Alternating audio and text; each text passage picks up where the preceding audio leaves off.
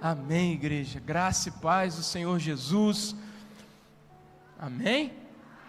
Amém. Que alegria e privilégio podermos ser visitados pelo nosso Senhor através do louvor, através da adoração, e sermos juntos como igreja constrangidos pela presença dEle nesse lugar. Você pode estar com o seu coração até endurecido, você pode estar com problema, você pode estar com luta, você pode estar enfrentando uma série de situações, mas independentemente daquilo que a gente viva, independentemente daquilo que a gente passe, uma coisa é certa: o Senhor está aqui. O Senhor visita o nosso coração, o Senhor nos renova com a Tua presença. E como é bom, como igreja, ser visitados pelo Senhor, sentirmos a Tua doce presença, mesmo nós sendo pobres, miseráveis, pecadores. O Senhor visita a Tua igreja, renova o nosso coração, na convicção de que Ele é Deus, que Ele é santo sobre tudo e sobre todos. Quero te convidar a abrir a sua Bíblia no livro de Atos, capítulo de número 17.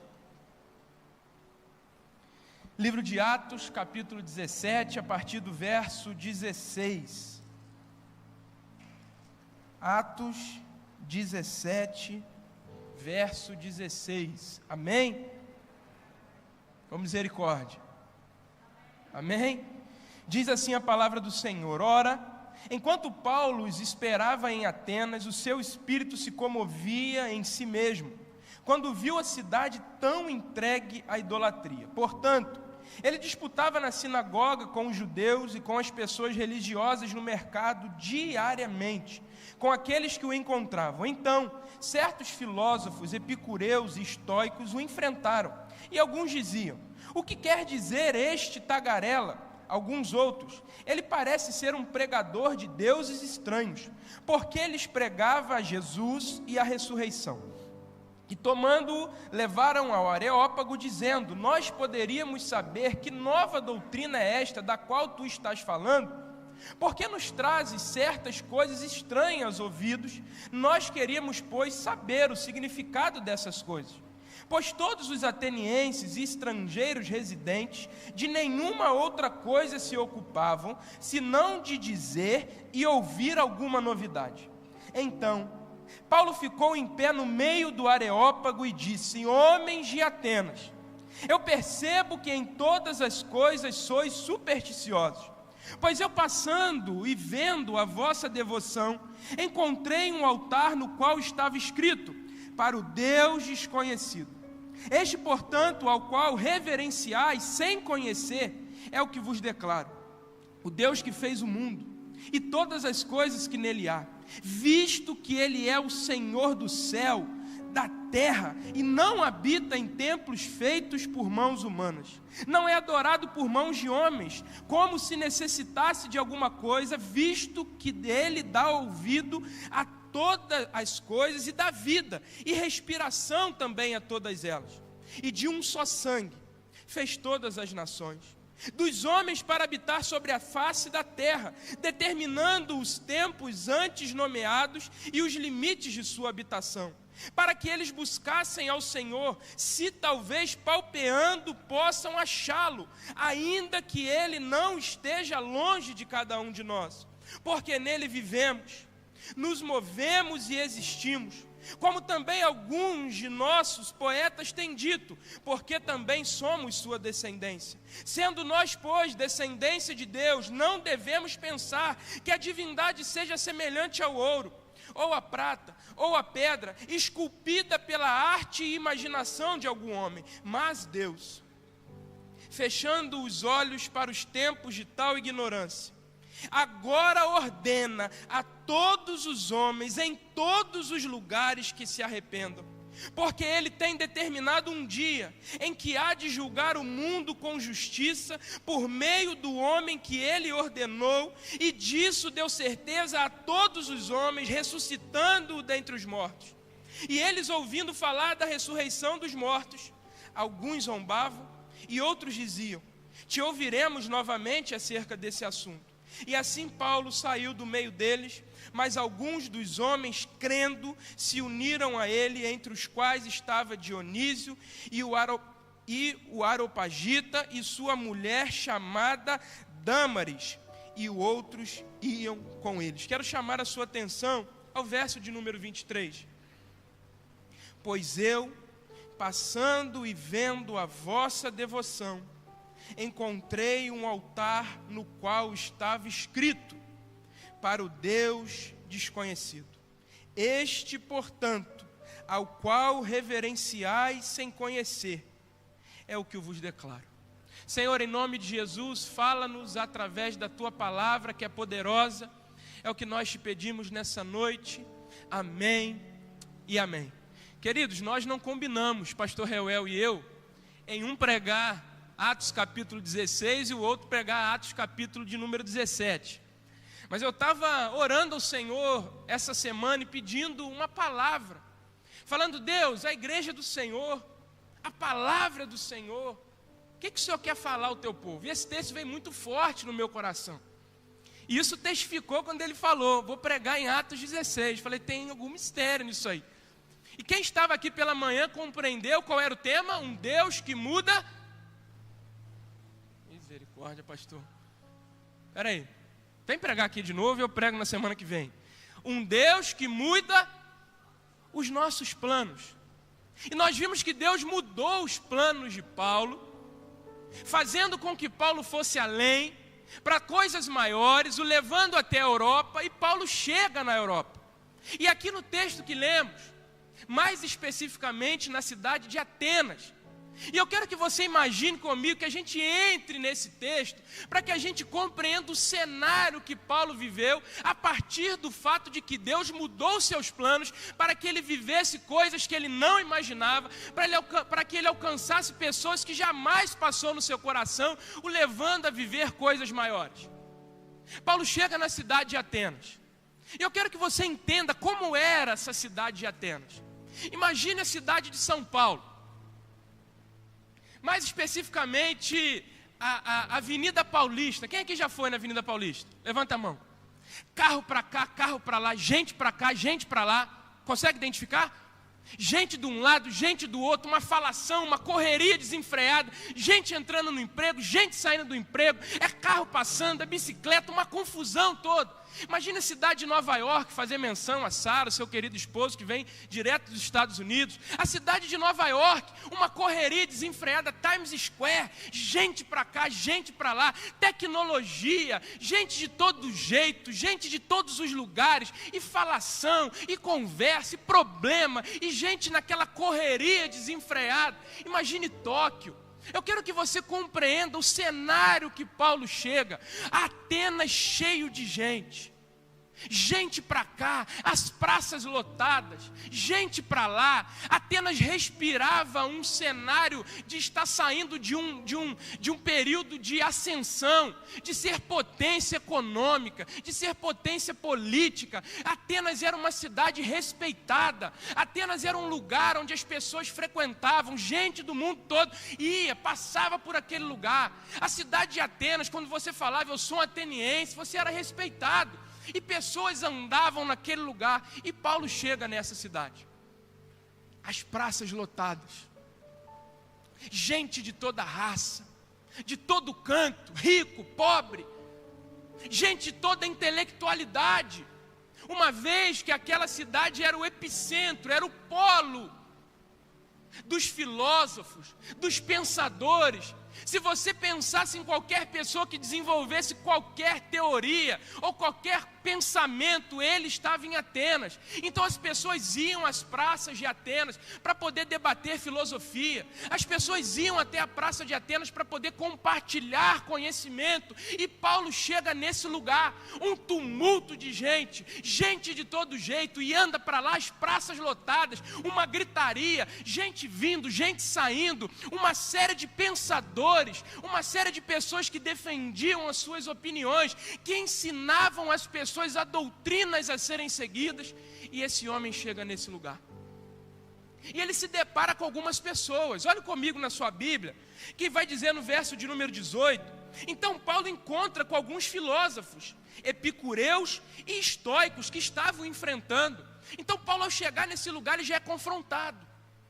Os epicureus chegam até Paulo ensinando as suas verdades, verdades essas que eles pregavam e ensinavam às pessoas de Atenas, dizendo: olha, Deus até existe, os deuses até existem, eles defendiam isso, mas eles não se relacionam com a gente.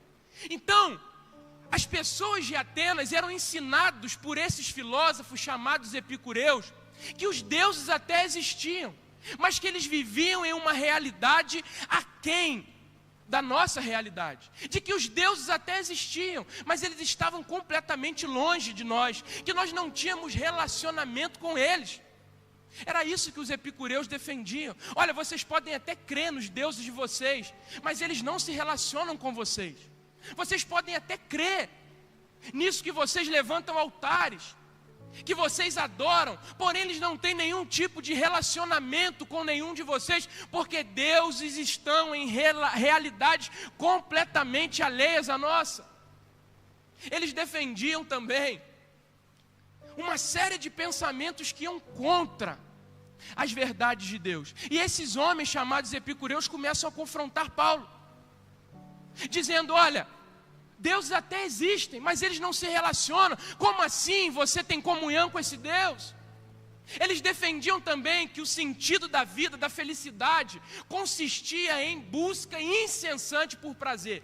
Eles ensinavam às pessoas de Atenas o seguinte: olha, se vocês querem ser felizes, olha, se vocês querem dar um sentido para a vida de vocês, vivam intensamente fundamentados nas vontades, nos desejos e nos prazeres de vocês.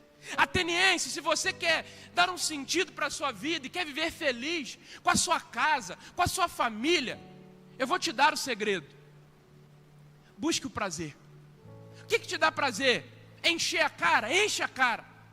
O que te dá prazer? Sair com um monte de mulheres? Saia com um monte de mulheres. O que te dá prazer? É se drogar? Se drogue.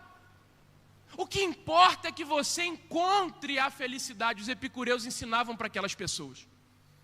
Mas também tinha os estoicos, que eram extremamente racionais. Eles não acreditavam que um Deus criou todas as coisas. Eles não acreditavam naquilo que nós cremos de Gênesis capítulo 1, que a terra era sem forma, vazia, o Espírito de Deus habitava sobre a face das águas e disse Deus: haja luz, e houve luz. Eles não criam nisso. Eles eram extremamente racionais. Eles ensinavam às pessoas: olha, esquece esse negócio de Deus, Deus não criou nada. O que criou foi uma força. O destino não pode ser mudado. Eles também ensinavam isso. Eles diziam às pessoas: olha, se você nasceu assim, você vai continuar nessa vida. Se você é miserável, você vai continuar miserável até você morrer. Esse é o seu destino, e ele não pode ser mudado. Eles eram extremamente morais, extremamente racionais, deixando a fé e a espiritualidade totalmente de lado. E Paulo chega nesse lugar. E não bastasse os epicureus ensinando as pessoas a buscarem a felicidade através dos prazeres, dizendo que deuses até existem, mas estão fora da nossa realidade e não se relacionam conosco. Não bastasse os outros filósofos ensinando uma série de coisas, era uma cidade extremamente devota a deuses. Era uma cidade extremamente idólatra. O texto vai dizer que eles adoravam a vários deuses. Naquela cidade tinham vários templos destinados a deuses pagãos. Aquela cidade, a história vai dizer que em cada esquina tinha um altar para um deus diferente. Ou seja, era uma cidade extremamente idólatra. E esse homem chamado Paulo chega nessa cidade idólatra, com vários templos, que aprendia que o sentido da vida e a felicidade estava na busca do prazer, que não viviam a espiritualidade e a religiosidade no relacionamento genuíno e verdadeiro com Deus, que criou todas as coisas, extremamente morais. pessoas que não criam nesse relacionamento genuíno. E Paulo chega nesse lugar. Eu não sei você, mas eu olho para a cidade de Atenas e eu vejo Barra do Piraí, Rio de Janeiro, Brasil e o mundo. Eu olhar para a cidade de Atenas e entender as pessoas que faziam parte daquele lugar. Eu olho para a minha realidade na cidade de Barra do Piraí, no Rio de Janeiro, em São Paulo, em Minas Gerais, no Brasil e no mundo afora, e vejo uma realidade muito parecida. Pessoas que buscam a todo custo e em todo tempo os seus prazeres. Pessoas que não estão se importando com o outro, mas sim como ela vai estar, como ela vai se sentir. Eu olho para a realidade de Atenas e eu vejo uma realidade muito parecida no cenário que nós vivemos. Pessoas que buscam a felicidade nos prazeres momentâneos da vida. Muitos deles que não creem nesse relacionamento com Deus. Outros dizem que o nosso destino já foi traçado. E se você nasceu desse jeito, você vai morrer desse jeito. Não há como mudar a sua realidade. E eu fico pensando a mente de Paulo, olhando para aquele lugar e vendo aquilo que estava por trás daquele lugar. Pessoas ricas, pessoas influentes, cidade famosa, porém composta de pessoas vazias, que tinham tudo, porém não conheciam o mais importante. E quando eu olho para a Barra do Piraí, não preciso nem falar de Volta Redonda, preciso falar da nossa realidade. Eu enxergo uma cidade de Atenas, composta de pessoas vazias, que tentam a todo custo dar um sentido para a sua vida e preencher o vazio existencial do seu coração. Talvez ouvindo isso você está pensando em alguma pessoa que você conhece, que busca em todo tempo dar um sentido para a sua vida, para a sua história, nos prazeres da vida e vive uma vida dissoluta, que tem tudo, mas não tem o mais importante. Nós precisamos compreender o cenário caótico que nós vivemos na nossa cidade, na nossa casa, na nossa família, de pessoas vazias, que podem até ter tudo, mas não conhecem o mais importante. E a pergunta que eu te faço nessa noite: o que você tem feito? A cidade de Atenas não precisava de dinheiro. A cidade de Atenas não precisava de mais conhecimento, pois eles eram o polo do conhecimento.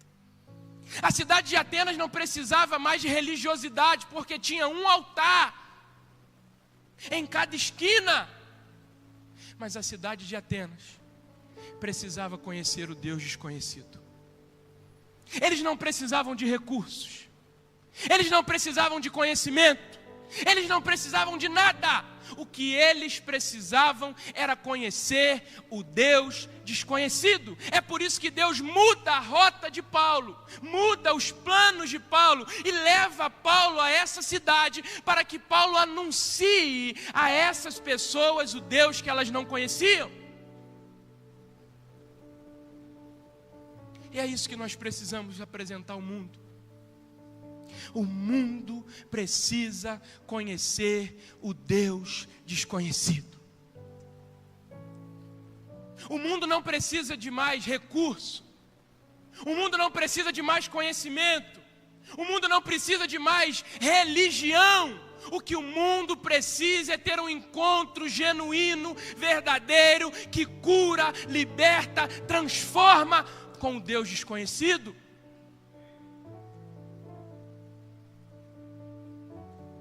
E o que é que nós temos feito?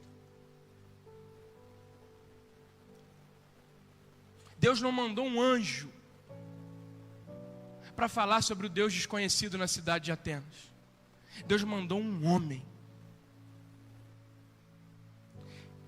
E é nessa mesma consciência que Deus quer mandar você, querido irmão, mandar você, querida irmã, para as Atenas que nós vivemos, para que nós falemos e anunciemos o Deus desconhecido.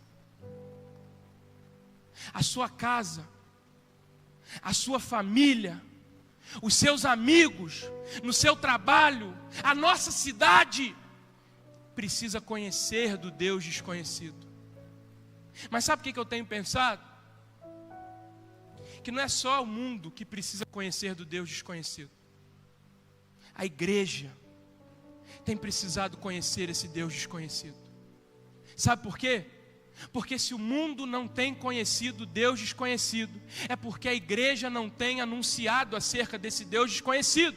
E a igreja não tem anunciado acerca desse Deus desconhecido, porque a igreja não conhece acerca desse Deus desconhecido. A igreja não precisa ouvir: Deus te ama, Deus te ama, Deus te ama. A igreja não precisa mais somente ouvir que você precisa vir do jeito que você está, do jeito que você se encontra, e Deus te aceita dessa forma, porque Deus é amor, afinal de contas.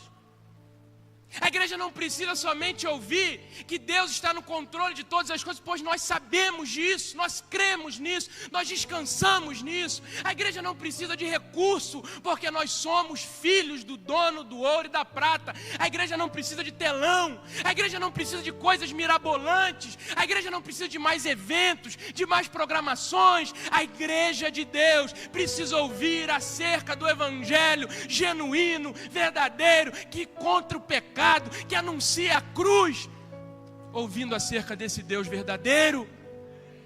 Porque na medida que a igreja ouvir acerca do Deus desconhecido, ela faz no mundo esse Deus desconhecido. E a igreja está falhando acerca de anunciar o Deus desconhecido, porque a igreja não tem se relacionado com esse Deus, não conhece esse Deus, e só conheceremos desse Deus quando buscarmos Ele na intimidade, no secreto, nos relacionando com Ele, não porque Ele pode nos abençoar, não por aquilo que Ele pode nos dar, mas pelo preço que Ele pagou na cruz do Calvário. E conhecendo esse Deus desconhecido, nós teremos a ousadia, a coragem e a autoridade para anunciá-lo na nossa casa, na nossa família, no nosso emprego, para os nossos amigos, na nossa cidade. Que possamos entender a responsabilidade que está sobre nós de fazer desse Deus desconhecido conhecido a tudo e a todos. Não é responsabilidade somente dos pastores, não é responsabilidade dos missionários, é responsabilidade sua. Não é quem está somente do seu lado, mas é você. O mundo precisa conhecer com urgência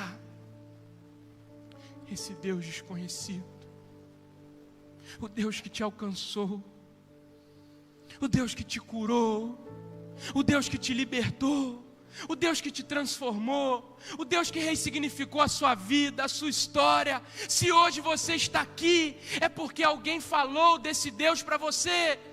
Se hoje você está aqui com a sua casa, com a sua família, é porque alguém investiu na sua vida e entregou o melhor dele para você. E você tem a responsabilidade de, assim como Paulo, apresentar esse Deus desconhecido. E eu olho para Paulo, nesse cenário caótico que ele vivia. Eu olho para Paulo chegando em Atenas, tendo seus planos totalmente mudados, encarando essa realidade caótica que era a cidade de Atenas. Pessoas religiosas, pessoas totalmente erradas na caminhada. E eu fico olhando para o posicionamento de Paulo diante dessa realidade. Posicionamento que eu quero compartilhar com você, a fim de que nós também coloquemos em prática, aprendendo com Paulo aquilo que ele fez em Atenas, o que nós devemos fazer em Barra do Piraí. Em primeiro lugar, eu vejo um Paulo ficando indignado com o cenário que ele estava vivendo. Eu vejo um Paulo ficando indignado diante do cenário, da realidade daquelas pessoas. Olha comigo, o que diz o verso de número 16? Projeta aí para mim, por favor. Enquanto Paulo os esperava em Atenas, o seu espírito se revoltava. Em outras traduções diz, enquanto Paulo os esperava, ele ficou indignado, revoltado. Na minha tradução, o espírito de Paulo se comovia em face da idolatria dominante naquela cidade. A palavra que nos ensina ali é um sentimento de revolta. Quando nós olhamos para essa palavra, o que ela quer nos ensinar? É um sentimento de revolta, de raiva, de plena indignação.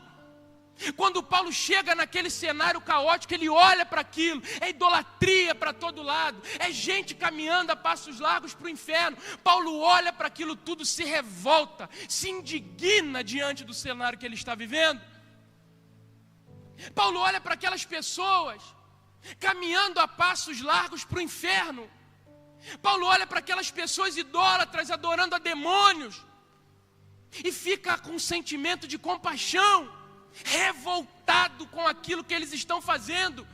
Paulo olha para aquele cenário caótico e diz: como pode essas pessoas viverem dessa forma? Eles estão caminhando a passos largos para o inferno. E Paulo se revolta. Paulo olha para aquilo e fica indignado.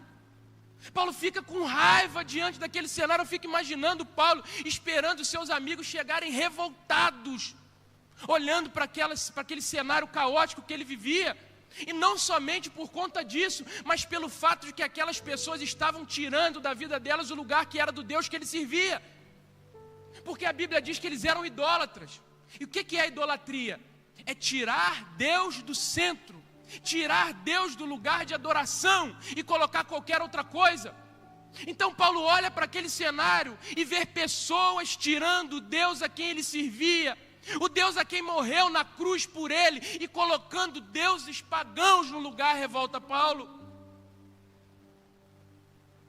E eu quero te fazer uma pergunta. Olhando para o cenário que nós vivemos hoje, pelo cenário caótico que nós vivemos hoje, moralmente, eticamente, que sentimento isso traz ao seu coração? Porque muito me estranha, muitas vezes, até mesmo na rede social, crente brincando com coisas que desagradam a Deus. Não existe. Eu olho para irmãos alcançados pela graça, pela misericórdia, compartilhando coisas, em vez de ficarem indignados olhando para aquela situação. Nós vemos tantas coisas terríveis e muitas vezes nós damos gargalhadas. Nós olhamos para as pessoas caminhando a passos largos para o inferno e falamos assim: aquela se vire para lá, eu já estou aqui salvo, salvação individual. Nós olhamos para o cenário caótico que vivemos, cruzamos os nossos braços e falamos: ah, Deus quis assim desse jeito, então quando Deus quiser, Deus toca no coração dele. Não! Ao olharmos para o cenário caótico que vivemos, nós precisamos nos indignar. Nós precisamos olhar para as pessoas tirando o Deus que nós servimos do trono e colocando deuses pagãos, idolatria. Isso deve trazer revolta no nosso coração e não aplaudir como muitos fazem, rir, ah, que legal.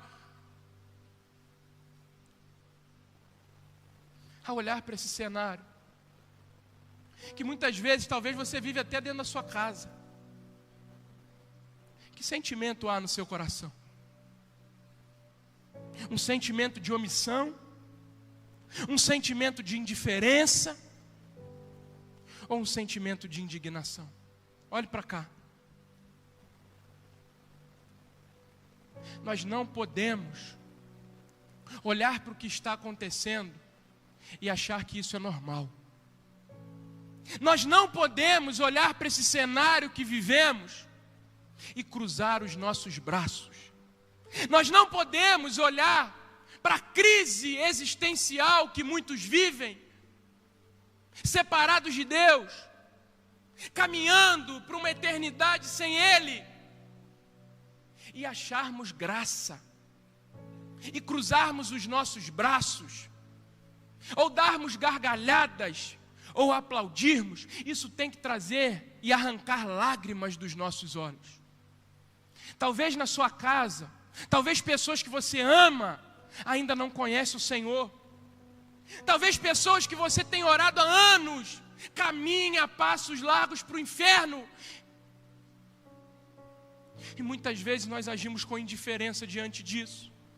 Agimos com normalidade diante disso. Mas eu aprendo com a experiência de Paulo, olhando para o cenário caótico que ele viveu, que ele experimentou, que ele viu naquele lugar, que isso deve trazer indignação ao nosso coração.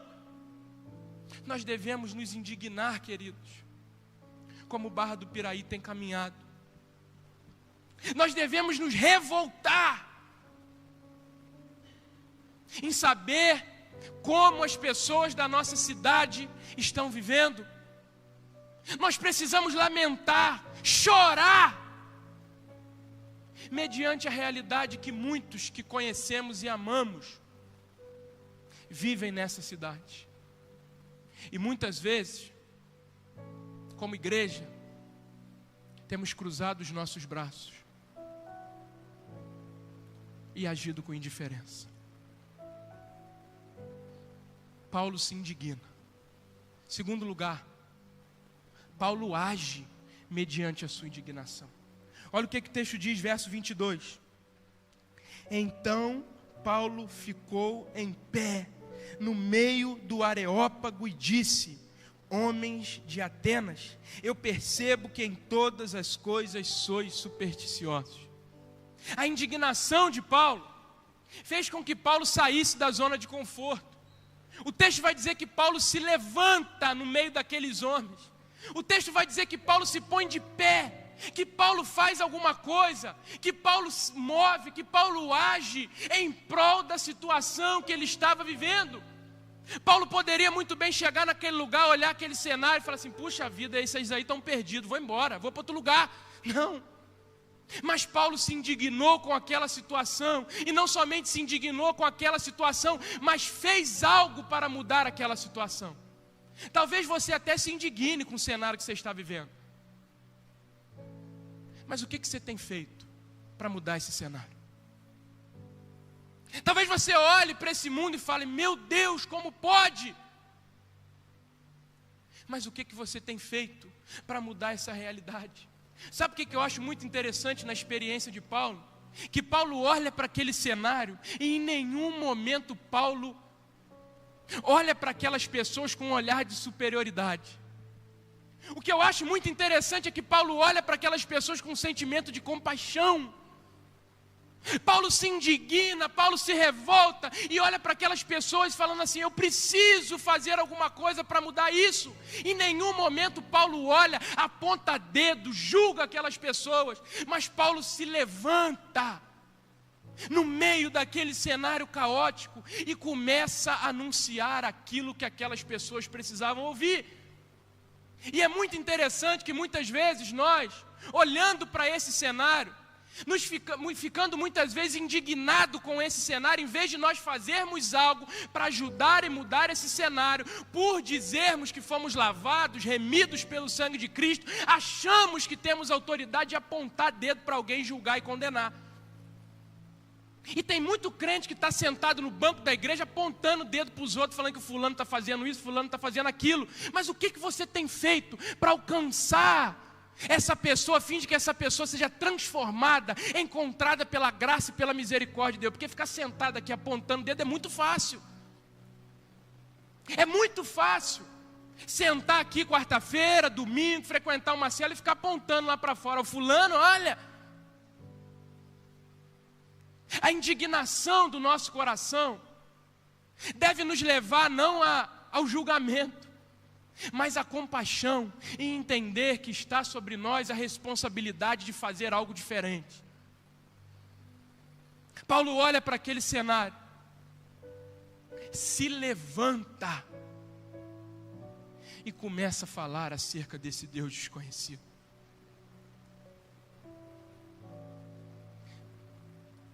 Que a indignação dos nossos corações nos levem a olhar para as pessoas com um olhar de compaixão e não de julgamento. Que a indignação do nosso coração nos leve a olhar para aquelas pessoas da mesma forma que alguém um dia olhou para nós.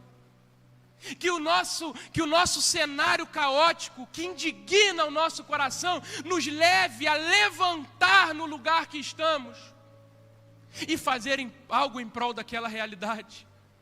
A Bíblia diz: e Paulo se levantou e pregou acerca de Cristo e a sua ressurreição.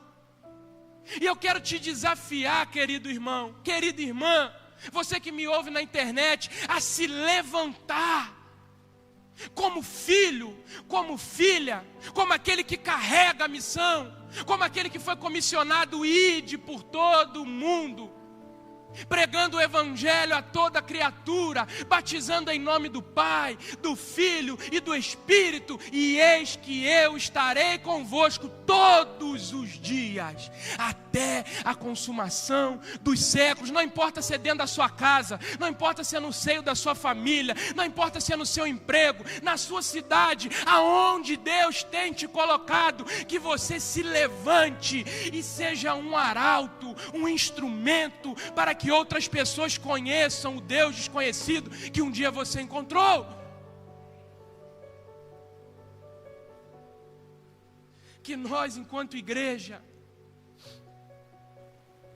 venhamos nos levantar na cidade de Barra do Piraí e anunciar o Deus desconhecido que essa cidade precisa conhecer. A responsabilidade está sobre nós. Mas eu não sei falar. Eu sou isso, eu sou aquilo. Pare de dar desculpa. Pare de dar desculpa. Se levante. Porque quando você se levantar, Deus vai colocar as palavras na sua boca. O texto diz que esse homem só se levantou e começou a falar. E quando ele começou a falar, o Espírito começou a agir. A nossa responsabilidade não é convencer o coração de ninguém acerca do Deus desconhecido. A nossa responsabilidade é se levantar. E quando a gente se levanta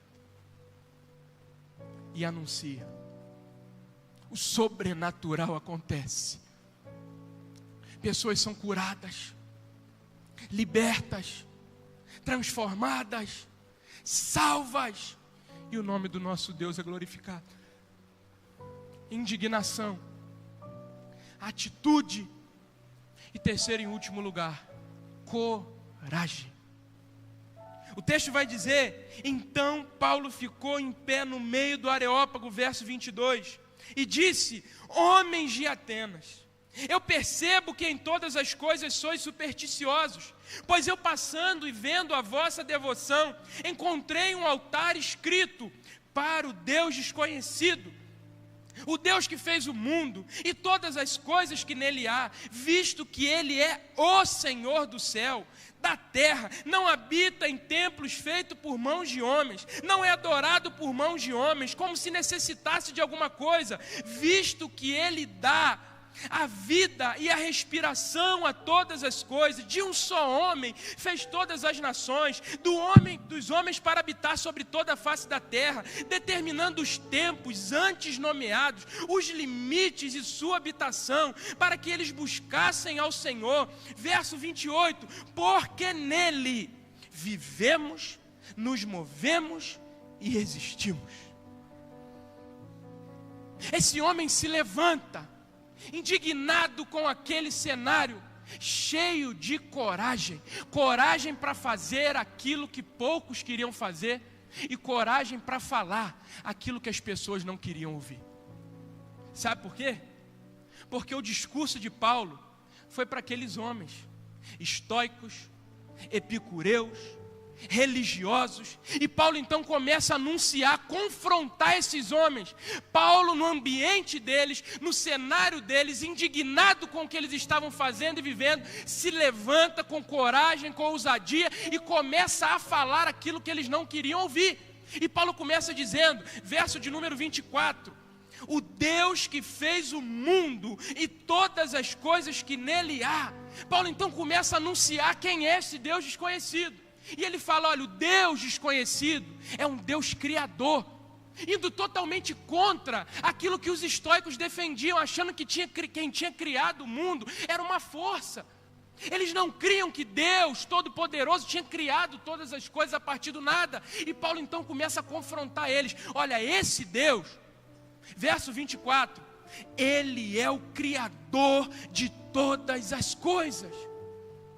E ele continua, verso 24 ainda, dizendo, Ele fez o mundo, todas as coisas. Agora olha que coisa linda, visto que Ele é o Senhor dos céus e da terra, confrontando os idólatras, que adoravam a vários deuses. Ele olha nos olhos daquelas pessoas e diz, Ele não é mais um Deus no meio dos deuses de vocês. Esse Deus desconhecido que eu lhes prego é o Senhor do céu, é o Senhor da terra, e não há outro. E ele começa então a confrontar esses homens. Eu fico imaginando esse homem sozinho, se levantando naquele cenário e dizendo, olha, Ele é o Criador, Ele é o único Senhor, não há outro. Esses deuses que vocês adoram não são deuses. Só há um Deus, só há um caminho, só há uma verdade. E ele então começa a confrontar, verso 25, olha o que ele vai dizer. O Deus que fez o mundo e todas as coisas que nele há.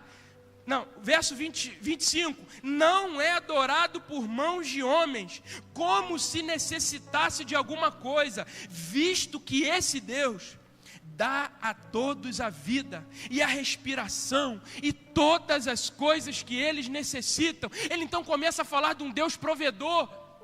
Ele está dizendo, olha, não são esses deuses que fazem as coisas por vocês, não são esses deuses que vocês adoram, que podem prover as coisas para vocês. O Deus desconhecido, Ele é Criador, Ele é Senhor, Ele é soberano e Ele dá a vida, Ele tira a vida, Ele faz do jeito que Ele quer. É Ele que acrescenta todas as coisas que nós precisamos, e não esses deuses. E ele continua, verso 26, e de um só sangue fez todas as nações dos homens para habitar sobre toda a face da terra, determinando os tempos antes nomeados, os limites de sua habitação. O que ele está dizendo para esses homens? Ele é soberano, Ele faz do jeito que Ele quer, Ele faz como Ele quer, quando Ele quer. O controle da história não está na mão de vocês. Por mais que vocês possam ser poderosos, ricos, por mais que vocês possam acreditar que os deuses de vocês que controlam tudo, não. É o Deus desconhecido que está no controle de todas as coisas. Ele é Senhor, Ele é soberano. Ele anuncia esse Deus, confrontando aqueles homens. Continua, verso de número 30. Ele vai dizer, mas Deus fechou os olhos para os tempos de tal ignorância. E agora, esse Deus que vocês não conhecem, Ele ordena a todos os homens, em todo o lugar, que vocês, dizendo a eles, se arrependam.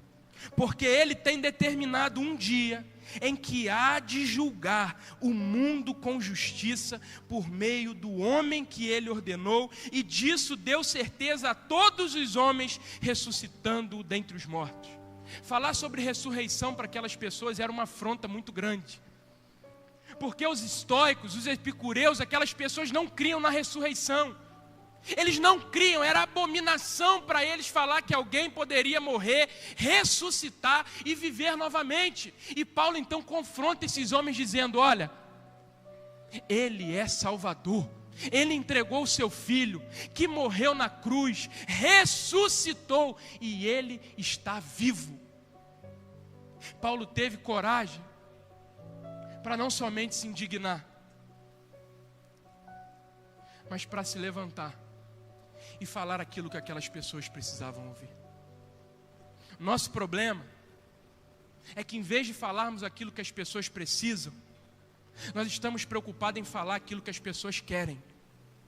E quando nós falamos aquilo que as pessoas querem, nós deixamos de falar aquilo que as pessoas precisam.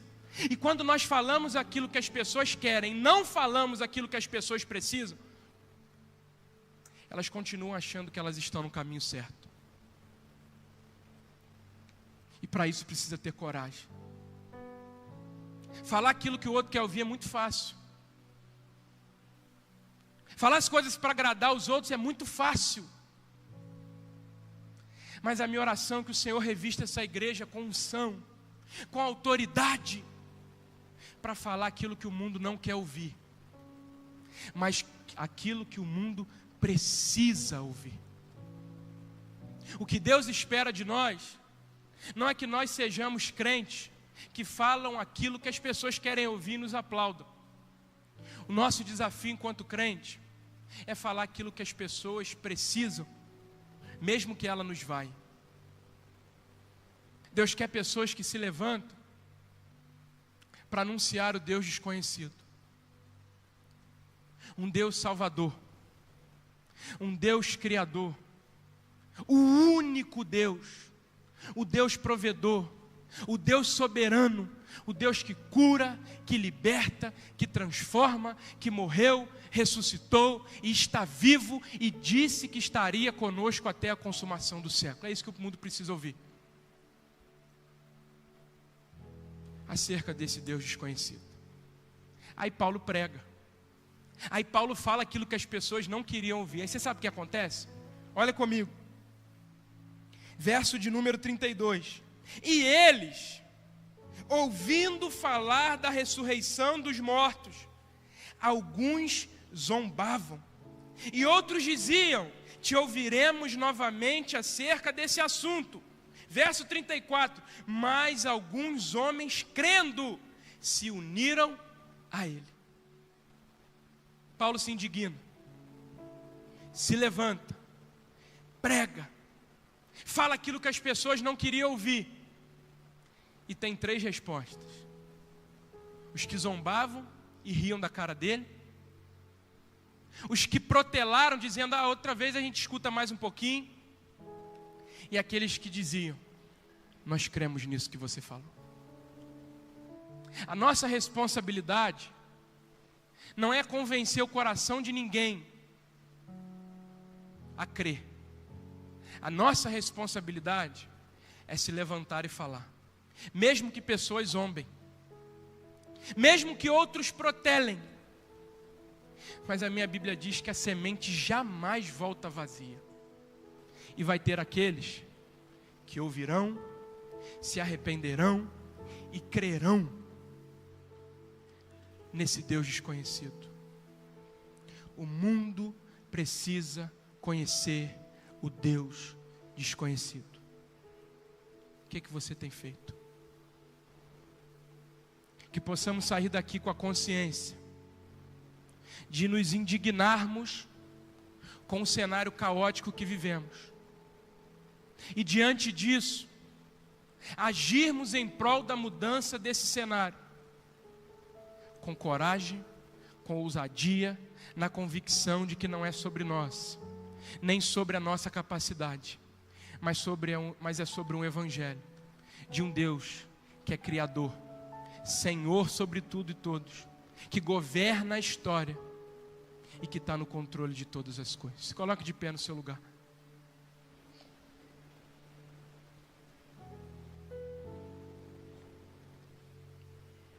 Eu quero orar por você. Feche seus olhos, curva a sua cabeça. Eu quero fazer 2 apelos. O primeiro é de olhos fechados, com a sua cabeça curvada. É para você que ouviu acerca desse Deus desconhecido.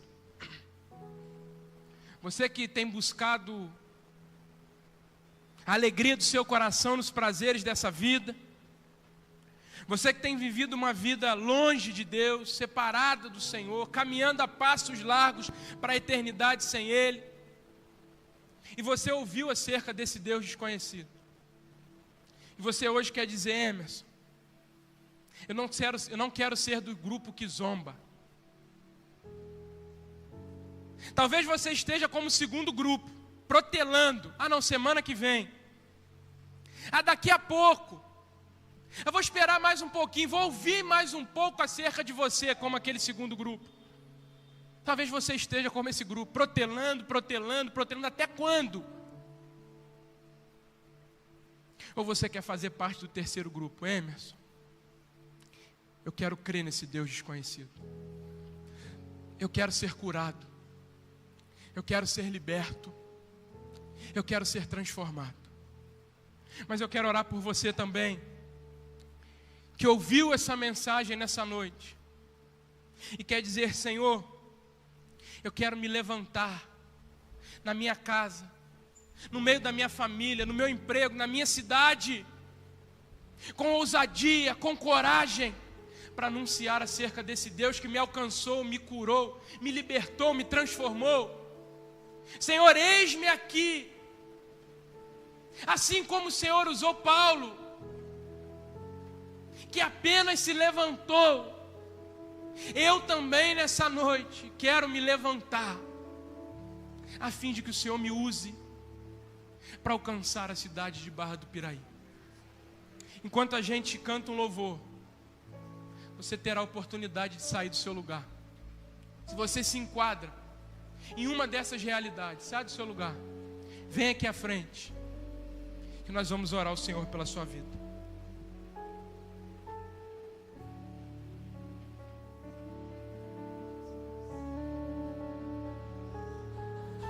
Jesus, quero declarar teu nome sobre toda a mente e coração, pois sei que existe paz em tua presença. Clamo, Jesus.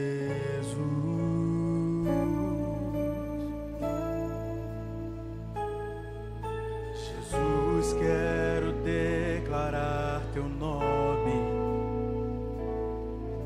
quebrando os vícios desta geração. Declaro que há esperança e liberdade. Clamo, Jesus. Teu nome é cura, é poderoso. Teu nome é vida. Destrói cadeias,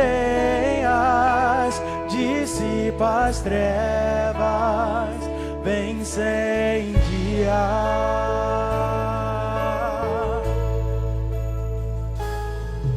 Jesus, quero declarar teu nome sobre toda alma em depressão, ansiedade, medo, saiam agora. Clamo, Jesus. Oh, teu nome é cura, é poderoso. Teu nome é vida. Destrói cadeias, dissipa as trevas, vem incendiar. Teu nome é cura, é poderoso. Teu nome é vida. Não há outro, não. Destrói cadeias, dissipa as trevas, vem incendiar.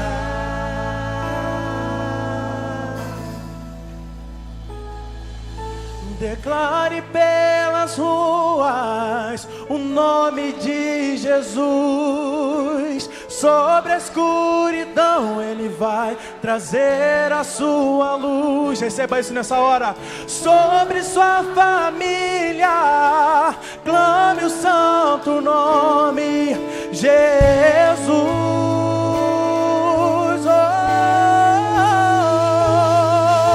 Declare pelas ruas o nome de Jesus. Sobre a escuridão Ele vai trazer a sua luz. Sobre sua família, clame o santo nome Jesus.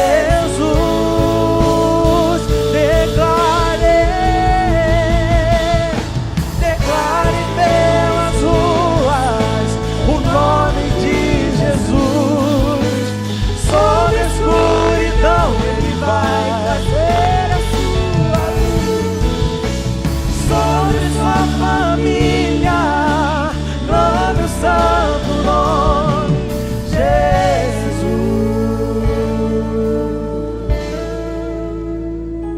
A palavra de Deus em Filipenses capítulo 2 vai nos dizer: e achando na forma de homem, humilhou-se a si mesmo, sendo obediente até a morte, e morte de cruz.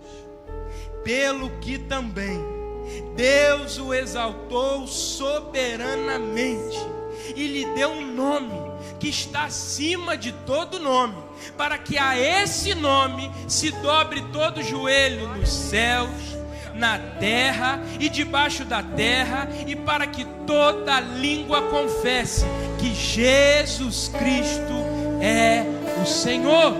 Então vamos declarar mais uma vez, né? Declare pelas ruas o nome de Jesus. Sobre a escuridão Ele vai trazer a sua luz.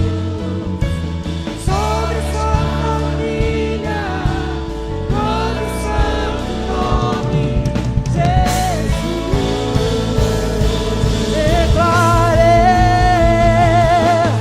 Declare pelas ruas o nome de Jesus.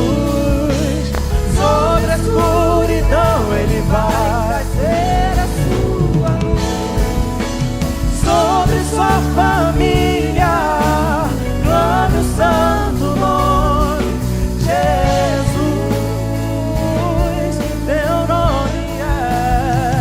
Teu nome é cura, é poderoso.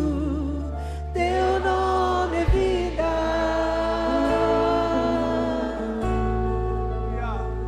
Destrói cadeias, dissipa as trevas, vence dia. Senhor, em nome de Jesus, nesse nome que é sobre todo nome, ó Deus, nome que tem autoridade no céu, na terra, debaixo da terra, nome que um dia todo joelho se dobrará e toda língua confessará que é Senhor.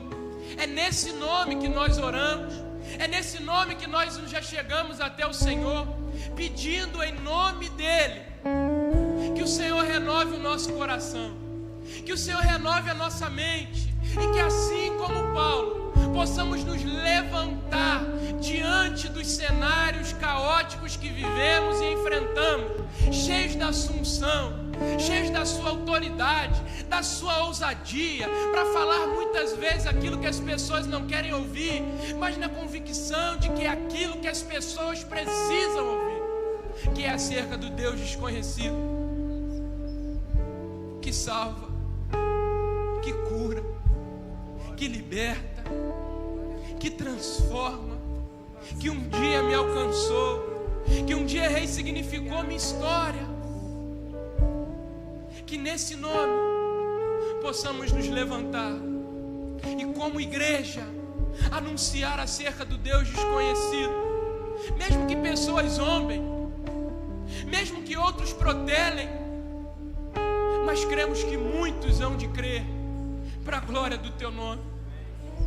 Que nós venhamos a nos indignar com a nossa cidade, e não somente ficar apontando o dedo, erro dos outros, possamos nos levantar e fazer algo em prol da mudança desse cenário.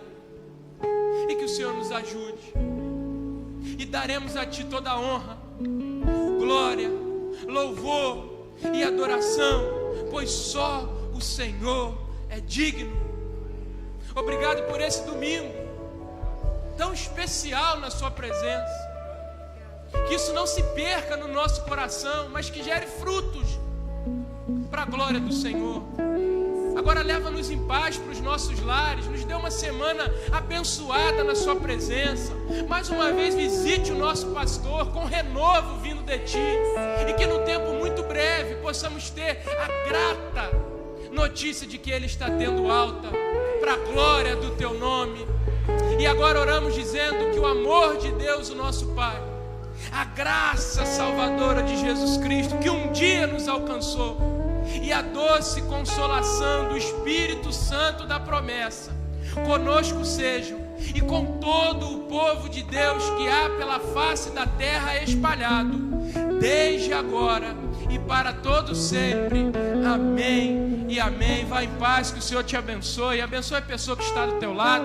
Lembrando que você que ainda não assinou, assine o livro de presença que está ali fora. O Senhor nos abençoe.